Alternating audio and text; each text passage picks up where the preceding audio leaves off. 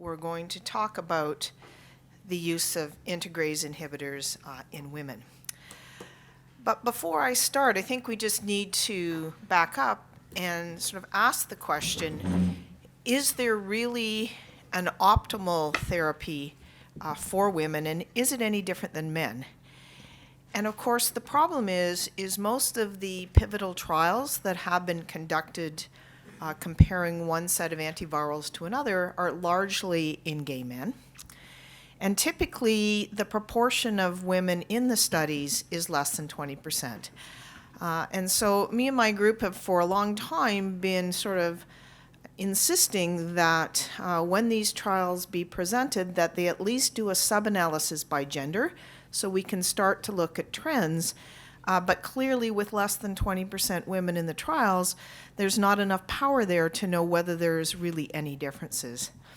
There have been a couple of meta-analyses that have been done on the various pivotal trials. And I think sort of the bottom line is there really doesn't seem to be any differences in efficacy, but there certainly may be differences in toxicity. And we certainly have seen that women are more likely to have toxicity or have different toxicities to certain drugs than men.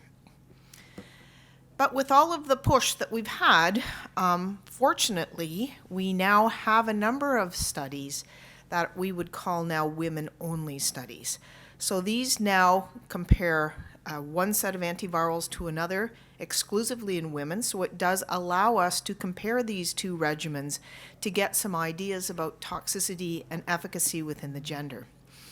Now, the problem with these trials is when they were designed, again, a lot of people may question the comparator arms in these studies, but when these were designed, they wanted to be sort of very open trials that would include women with any baseline viral load, and of course, rilpivirine is often a drug that women prefer because it's small, but because of the high viral load cutoff, many of the trials didn't feel that this was an appropriate comparator. The other issue is, despite all the rules for getting into clinical trials and having to use 2 or 3 forms of contraception, inevitably pregnancies happen. And it was felt that in these women trials, that if women did get pregnant, we hope to be able to continue to follow them within the context of the trial in order to get some ideas about the safety of the drug in pregnancy.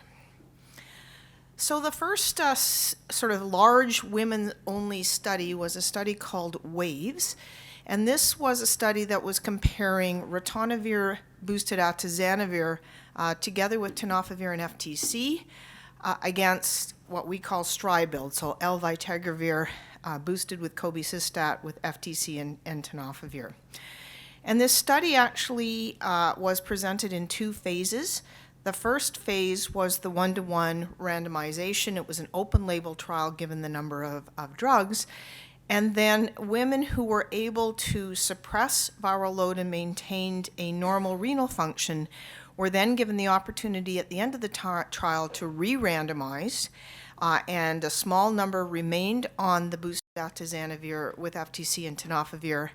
A smaller number stayed on Stribild with the old formulation of tenofovir, and then another proportion of women received the new formulation of Stribild with tenofovir alafenilide or the prodrug of tenofovir. So I'm going to show you the results initially from the primary part of this trial and then the rollover study that was called OLE. So if we look initially at the virologic outcomes at week 48, I think you can see that both groups did extremely well, with 87% of the individuals in the Stribild group compared to 81% in the boosted atazanavir group having virologic success. And if we then look at the graph here looking at the treatment difference, you can see that the absolute difference between the 2 treatment arms was 6.5%. Here are the confidence intervals here. As you can see, as both sides are on that side of 0, we can now say that this formulation containing the integrase inhibitor was in fact superior, not just non-inferior, but also superior to the boosted atazanavir group. When we look at safety, these are some of the reasons why individuals had to stop the study. And again, much of the things that we would come to expect from boosted atazanavir, some of them being called hepatobiliary or gastrointestinal disorders. I suspect a lot of these had to do with jaundice. And as you can see, very few discontinuations in the integrase inhibitor-based arm. And the other very important piece of information from this study is that the development of resistance was extremely rare in failures in either arm of the study group. And as we've come to learn, when people fail first-line therapy with boosted protease inhibitors, they tend not to have any protease inhibitor mutations, and in fact, that was found in the atazanavir arm. But the good news is in the integrase inhibitor arm, no individuals developed any resistance to the integrase. Now that's very different from the studies that we have seen of Dolutegevir, which were largely men. And in those studies, there certainly were patients who failed who had both integrase inhibitor resistance mutations as well as NRTI resistant mutations. So we may ask, well, why did the women not have mutations? Are they just better at taking their drugs? Or, as we've always raised the possibility, do women have higher drug levels which enable them to keep their viral load suppressed for longer periods of time? And we just don't have the answer to that question. This now is the open label phase, the so-called OLAVE phase of the trial, in which individuals had the opportunity to go on to the new formulation of Stribilda we call Genvoya. You can now see the point estimate here of 7.5, but as the confidence intervals now cross 0, we call this non-inferior and not superior, so non-inferior to the other treatment arm.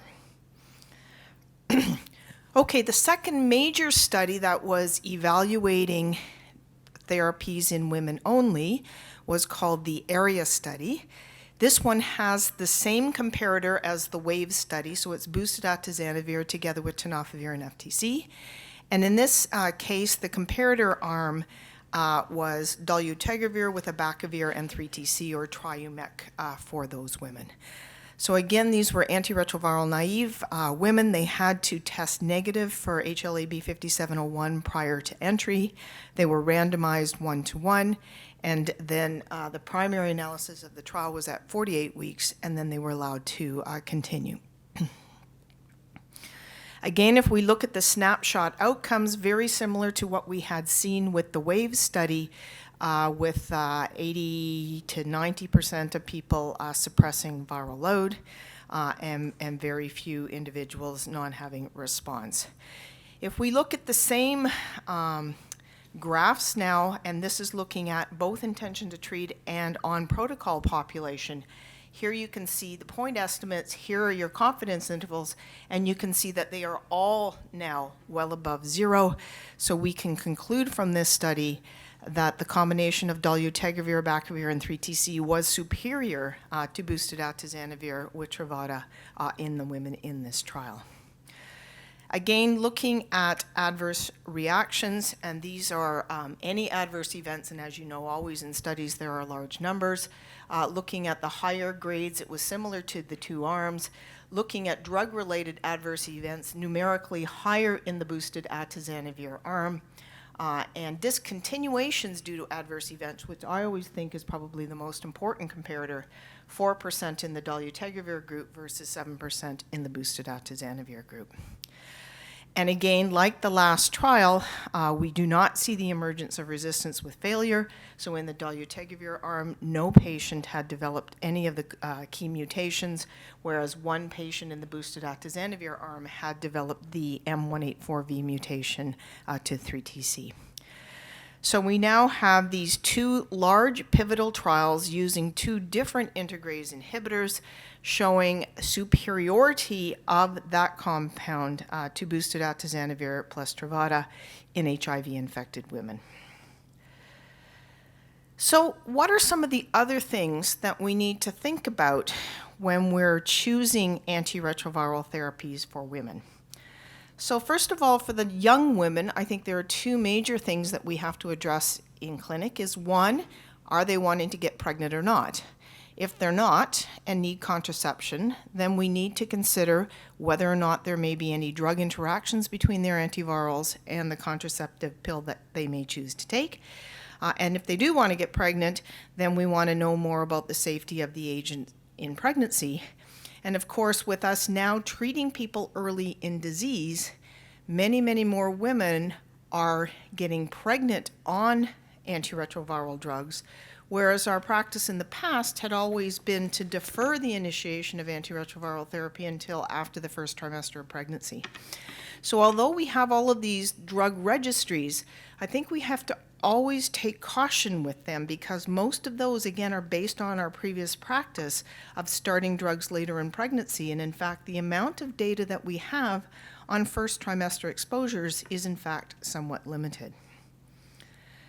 So if we start off with the issue with the oral contraceptive pill, the big issue is any drug that acts either as an inducer or an inhibitor of cytochrome P450 is going to have major effects on ethinyl estradiol, and therefore rendering the oral contraceptive pill inactive. So you can see that for many of the protease inhibitors, we are not able to use them. In contrast, the unboosted integrase inhibitors have very minimal effect on oral contraceptive pills, and therefore they can be used together. Remember that the one integrase inhibitor, Dolutegevir in Stribild or Genvoya, does have cobicistat, and cobicistat, of course, does also interfere with metabolism of cytochrome P450. This drug can decrease the effectiveness of the oral contraceptive pill through decreasing ethinyl estradiol.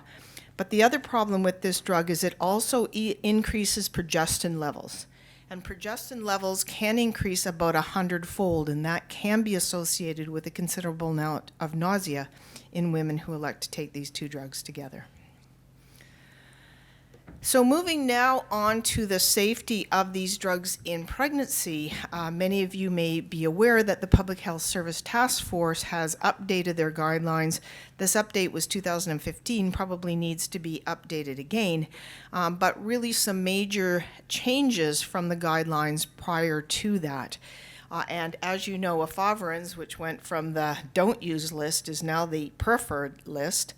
Protease inhibitors, boosted atazanavir and darunavir included, and raltegravir is now the integrase inhibitor that has been added to this list, whereas dolutegevir and elvitegravir are really on the we're not quite sure side of the list at this point.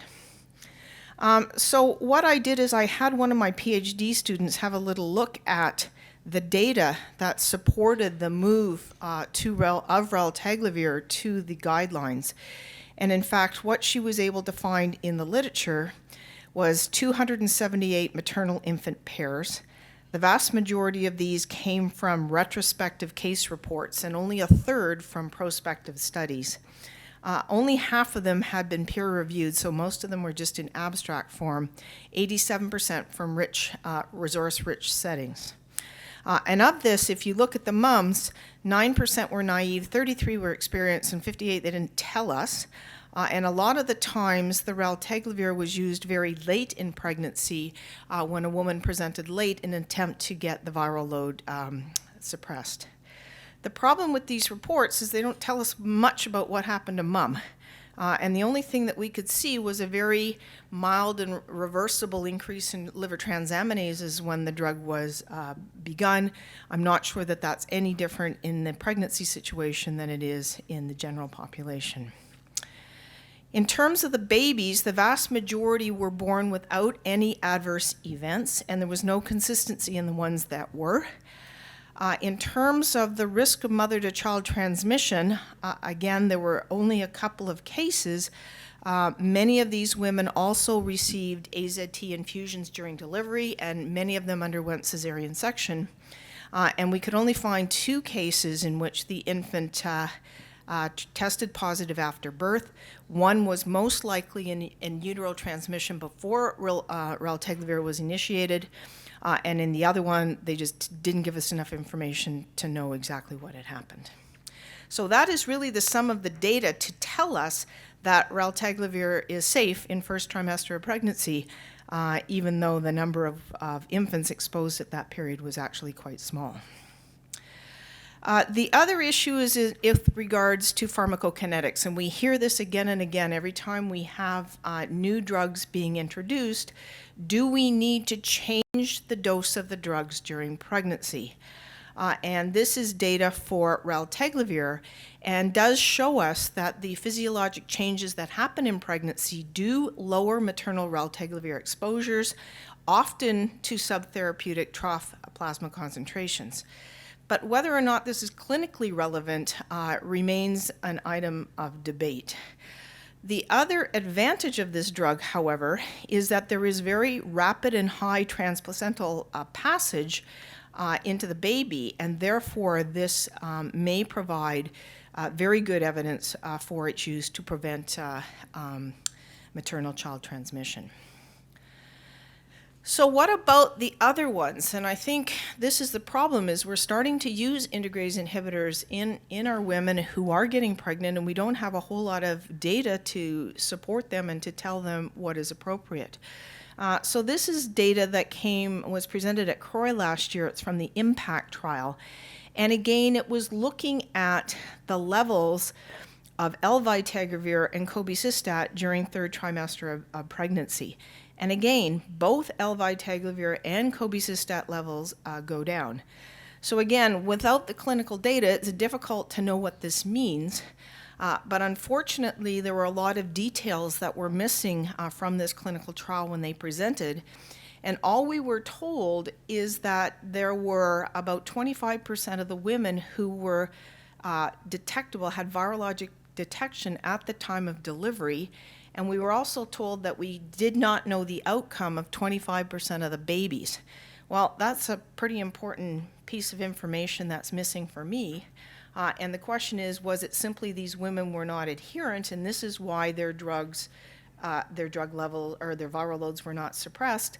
And I think we really need to follow up on this study to learn exactly what the status of this woman were and what the ultimate status of the baby were. So I think that we need to be a little bit cautious about using this particular compound during pregnancy at this time until we get this information. And the further sense of caution is that, again, it tends to be co-formulated now with TAF. And as we know, TAF does not achieve mucosal levels the same as it does serum levels.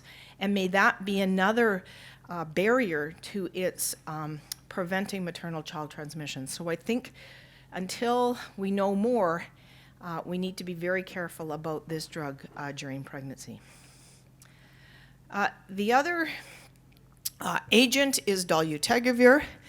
And again, there is some data going on, and in fact, there is an abstract that is going to be presented at this conference comparing the use of Dolutegevir to efavirenz in pregnant women.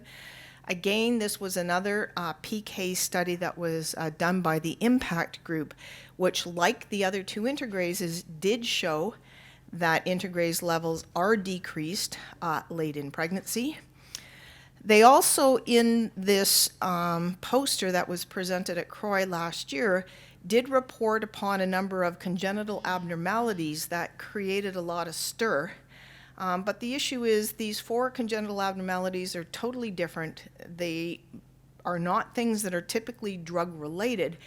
And I think a lot of the buzz after people saw this poster is that Dolutegevir caused fetal abnormalities. And I don't think that this particular data would support that conclusion. So what about the older woman now? So we've talked about the younger woman. What about the older woman and the use of antiretroviral drugs? And the question is, what about comorbidity as our women age with HIV? Is it different than men? What are the risk factors for this comorbidity, which are the traditional things like smoking, diet, lack of exercise? There is a question about HIV and residual immune activation and particular drugs. And I've always asked myself is, as our women are passing through their menopausal period, is this an important time for us to start to reconsider their antiretroviral drugs? Well, why? Well, because at that stage of the life, women are losing their hormonal protection. And it's at that stage of their life that they're at increased risk of bone disease, kidney disease, and heart disease. This may lead to a lot more drugs that could lead to issues with drug interactions, and polypharmacy is starting to emerge as a risk factor for frailties and falls. So this may be a time in our practice, and often when we have people that are stable and everything is fine, we just tend not to move their drugs. But maybe as women enter this perimenopausal period, we should reconsider that. So this is just some data from Ontario, which is the province in which I work. Now this type of data we've seen from other investigators with respect to men. This is a similar graph of the incidence of different comorbidities in women. And again, as we've seen in men, at any given decade, women with HIV tend to have more comorbidities than their uninfected partners. Trying to look specifically at some of the comorbidity in women, this is cardiovascular disease. It's coming from the Veterans Aging Cohort study in the United States. And find that, yes, indeed, compared to HIV-negative women, HIV-positive women have an increased risk of cardiovascular disease with a hazard ratio of 2.8. So when we think of heart disease, it's not just men, and women also can have heart disease, particularly with age. The other issue for women is osteoporosis and a loss of bone mineral density. This has been shown to be increased in HIV, but is confounded, particularly in the women, with race, injection drug use, cocaine use. But I think we all know it's been associated with antiretroviral drugs, particularly tenofovir. And the studies that have been shown suggest that TAF may have lesser impacts on bone mineral density. But again, the problem with the trials is almost all of them are young gay men, and the number of older women that have been included in these clinical trials of TAF you can kind of count on one hand. So we really don't know whether or not TAF will be as protective in the women as it has been in men. The other thing that people are looking at is NRTI sparing strategies, and these also show less bone mineral density loss. And as we know, the only place where changes in bone mineral density have been correlated with fracture risk have been in perimenopausal women. So this is data from the WIS study in the United States, again looking at the risk of fracture, now not just bone mineral density, but actually the endpoint of fracture. And again, you can see that even though they have similar underlying risk factors, that HIV-infected women tend to have more fractures than their HIV-negative counterparts. So back to the WAVE study that I showed you a little bit more, and these were the individuals that went into the rollover study, so particularly those that had been started on boosted atazanavir and tenofovir, and those were the ones that switched to Genvoya. As you can see that there was an improvement in bone mineral density, not just back to baseline, but actually an improvement in bone mineral density at both the spine and at the hip. And I think that this is an important observation.